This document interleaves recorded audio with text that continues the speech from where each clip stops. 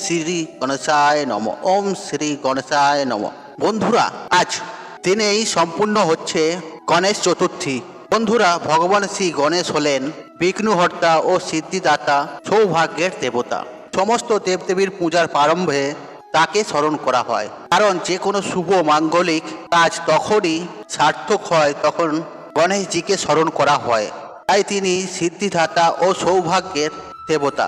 বন্ধুরা, আজ এই চতুর্থ তিথিতে এই গণেশজির আবির্ভাব ঘটে, যে কারণে আজকের দিনেই পালিত হয় এই গণেশ চতুর্থী। 10 দিন ধরে চলে এই গণেশ উৎসব। 10 দিন পর অনন্ত চতুর্থীতে প্রতিমা নিরঞ্জন করা হয়। বন্ধুরা, আপনি যদি গণেশ চতুর্থীতে ভগবান শ্রী গণেশের পূজা অর্চনা করতে চান, তাহলে চেষ্টা করুন এই গণেশ পূজার সম্পূর্ণ করার পাশাপাশি পরবর্তী 10 দিন ধরে গণেশজির পূজা সম্পন্ন করতে। আর যদি কোনো কারণে আপনি তা না পারেন, তাহলে মনে মনে গণেশজিকে স্মরণ করুন। বন্ধুরা, গণেশ চতুর্থীর পূজা তখনই সম্পূর্ণ হয় এই গণেশ চতুর্থীর ব্রত কথাটি শ্রবণ করা হয়। আর যদি আপনি কোনো কারণে পূজা করতে নাও পারেন, এই গণেশ চতুর্থীর ব্রত কথাটি শ্রবণ করে গণেশজির উদ্দেশ্যে যদি একটি প্রদীপ প্রচলিত করতে পারেন, তাতেও এই গণেশ চতুর্থীর ব্রতের পুণ্যের ফল অনেকাংশেই লাভ করা যায়। বন্ধুরা, আজকের পূজার সঙ্গে সঙ্গে যদি আপনি পরবর্তী 10 দিন ধরে যদি গণেশজির পূজা সম্পূর্ণ করতে চান, সেক্ষেত্রেও প্রত্যেক পূজার পর গণেশজির এই ব্রত কথাটি শ্রবণ করা আবশ্যক। আশা করি দর্শক বন্ধুরা, এই গণেশ চতুর্থীর এই ব্রত কথাটি শ্রবণ করে আপনাদের ভালো লাগবে। আর শুরু করছি ভগবান শ্রী গণেশজির এই গণেশ চতুর্থীর ব্রত কথা। ওম শ্রী গণেশায় নম। ওম শ্রী গণেশায় নম। ওম শ্রী গণেশায় নম। শিব পুরাণে বর্ণিত ভাদ্রপদ মাসে মাতা পার্বতী নন্দী মহারাজকে তাঁর পাল উপযুক্ত করে স্নান করতে স্নান ঘাটে গেলেন। অতঃপর সেখানে মহাদেব উপস্থিত হলেন।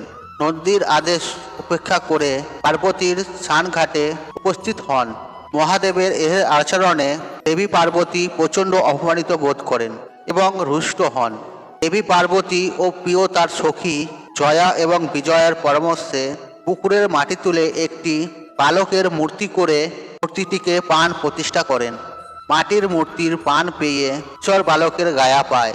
মা পার্বতী তখন তার কৃষ্ণ বালককে তার পাল নিযুক্ত করে বলেন, স্নান ঘাটের দিকে কেউ এলে তাকে যেন বাধা দেওয়া হয়। আর এই বলে মা পার্বতী স্নান ঘাটে গেলেন। আর তার কিছুক্ষণ পরেই মহাদেব এসে মা পার্বতীর স্নান ঘাটের দিকে যেতে চাইলে কিশোর বালক ভগবান শিবকে বাধা দেয়। এরপর তীব্র বাদ বিতণ্ডার মাধ্যমে তুমুল যুদ্ধ শুরু হয়। একে একে সমস্ত দেবতা সেই বালকের কাছে পরাজিত হতে থাকে। তখন মহাদেব অত্যন্ত ক্রোধিত হয়ে ত্রিশূল দিয়ে সেই বালকের শিরচ্ছেদ করে দেন। সেই বালক আর কেউ নয়, তিনি হলেন শ্রী গণেশ।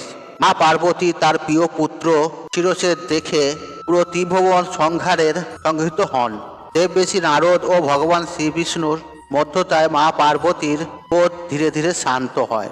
মা পার্বতী এই শর্ত দেন মহাদেবের কাছে, তিনি যেন তার প্রিয় পুত্রের শরীরে পুনরায় প্রাণ ফিরিয়ে দেন। কিন্তু ত্রিশূলের আঘাতে ধর থেকে গণেশের মুন্ডু ছিটকে গিয়ে অনেক দূরে পতিত হওয়ায় এই মুন্ডু ধরে প্রতিস্থাপন করা অসম্ভব হয়ে পড়ে। তখন তার অনুচর নন্দী ভিঙ্গিকে গিয়ে উত্তর দিকে মাথা করে শুয়ে আছেন এমন যে কোনো জীবের প্রথম দর্শন পাবেন সেই জীবের মুন্ডু কেটে আনার জন্য মহাদেব আদেশ দেন। আর নন্দী ভিঙ্গি মর্তধামে এসে প্রথমেই একটি হস্তি শাবককে উত্তর দিকে মাথা করে ত্বরিত অবস্থায় দেখতে পান। এরপর সেই হাতির শাবকটি মাথাটিকে খণ্ডন করে কৈলাসে নিয়ে আসে। ভগবান শিব তখন হাতির মাথাটিকে গণেশের ধরের সাথে যুক্ত করে তার প্রাণ ফিরিয়ে দেন। এইভাবে দেবী পার্বতীর প্রতিনিধিত্ব রক্ষা করে। দেবাদিদেব মহাদেব যেদিন নতুন করে গণেশের ধরে হাতির মাথা যুক্ত করে প্রতিষ্ঠান করে, আর সেই দিনটি ছিল এই ভাদ্র মাসের শুক্ল চতুর্থীর দিন। আর গণেশজির প্রাণ ফিরিয়ে দেওয়ার পর ভগবান শিব গণেশকে নিজের পুত্র রূপে স্বীকার করেন এবং সমস্ত দেবতাদের আগে গণেশজির পূজা করার বিধান দেন। উপস্থিত সমস্ত দেবদেবীরাও গণেশজিকে নিজ নিজ শক্তি প্রদান করে আশীর্বাদ দেন। সেই থেকে আজ অবধি অন্য দেবতাদের আগে প্রথমে ভগবান শ্রী গণেশের পুজো করা হয়। এই ভাদ্র মাসে শুক্ল চতুর্থীর দিনেই এই সমস্ত ঘটনা ঘটে। এর কিছুক্ষণ কালে অন্য এক ভাদ্র মাসে শুক্লা চতুর্থীর দিন পৃথিবীর সমস্ত মানুষ সহ দেবী দেবতাগণ একবার এক চরম সংকটে সম্মুখীন হন। তখন এই চরম সংকট থেকে উদ্ধার পাওয়ার জন্য দেবতাগণ মহাদেবের শরণাপন্ন হন। আর মাতা পার্বতী তখন মহাদেব শিবকে দেবতাদের উপর আসা সংকট মোচনের দায়িত্বভার কার্তিক এবং গণেশের কাঁধে তুলে দিতে বলে। ভগবান শিব কার্তিক গণেশের পরীক্ষা নেওয়ার জন্য কার্তিক গণেশকে ডেকে বলেন, তোমাদের দুজনের মধ্যে যে সর্বপ্রথম ব্রহ্মাণ্ড প্রদক্ষিণ করে আসতে পারবে তাকেই আমি সংকট মোচনের ভার দেব। মহাদেবের কথা শেষ না হতেই কার্তিক যথা আজ্ঞা বলে বাহনের পিঠে চড়ে ব্রহ্মাণ্ড প্রদক্ষিণে বেরিয়ে পড়েন। কিন্তু শ্রী গণেশ ততক্ষণ পর্যন্ত চুপচাপ বসে থাকেন। এরপর গণেশ উঠে পড়ে তার বাবা ও মা শিব পার্বতীর চারিদিকে একবার ঘুরে এসে নিজের জায়গায় বসে পড়লেন। অপরদিকে কিছুক্ষণের মধ্যেই কার্তিক ব্রহ্মাণ্ড পরিক্রমা করে এলেন।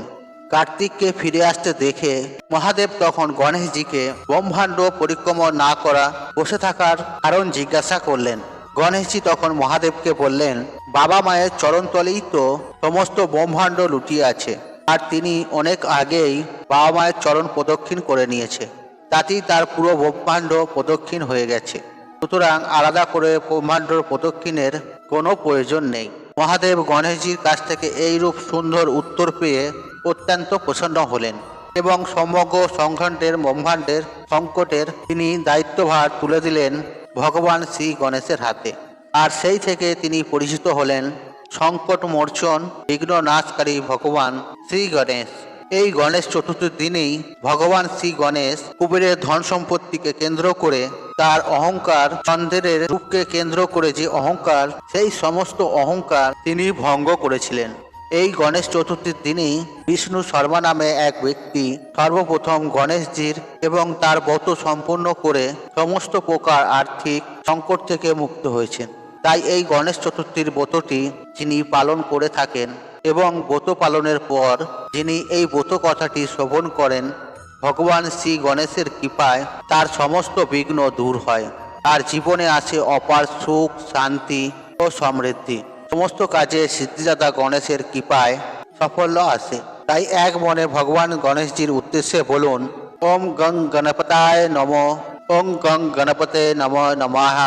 বন্ধুরা, তাই আজকের মতন বিদায় নিলাম। আশা করি ভিডিওটি দেখে উপকৃত পেয়েছেন। তাহলে ভিডিওতে একটি লাইক করুন, একটি কমেন্ট করুন, একটি শেয়ার করুন এবং বন্ধু বান্ধব আত্মীয়জনদের সাথে শেয়ার অবশ্যই করুন। মনে রাখবেন, আপনার একটি শেয়ার অনেক মানুষকে উপকৃত করে তুলতে পারে। আর আপনি যদি আমার চ্যানেলে নতুন হয়ে থাকেন তাহলে চ্যানেলটি অবশ্যই সাবস্ক্রাইব করুন এবং পাশে থাকা নোটিফিকেশন অন রাখুন, কারণ এই রূপ নিত্য নতুন ভিডিও সবার আগে দেখার জন্য। ঈশ্বর আপনার মঙ্গল করুক, আপনি সুস্থ থাকুন, নিরোগ থাকুন, আপনার দিন মঙ্গলময় হোক। ওং গং গণেশায় নমঃ, ওং গং গণেশায় নমঃ।